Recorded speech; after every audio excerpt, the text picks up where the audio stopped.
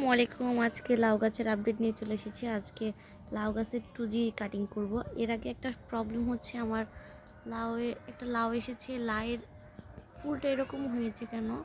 আপনাদের যদি অভিজ্ঞতা থাকে তাহলে আমাকে কমেন্ট করে প্লিজ একটু জানাবেন যে এর জন্য কী করতে পারি। এখন এটা কি আমি পরাগায়ন করে দিয়েছি, কৃত্রিম পরাগায়ন আমি করে দিয়েছিলাম।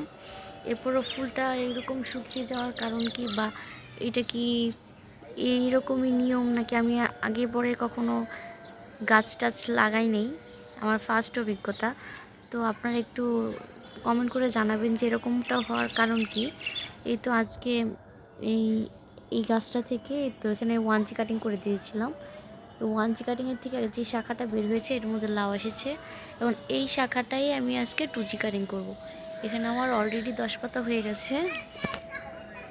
এই তো এখান থেকে আমি 2G কাটিং করে দিব। তো জাস্ট এখান থেকে একটু ফেলে দেব। এই তো আমার 2G কাটিং হয়ে গেল। হ্যাঁ, আর এই হচ্ছে অবস্থা। এখান থেকে আরেকটা লাউ আসছে, এই তো।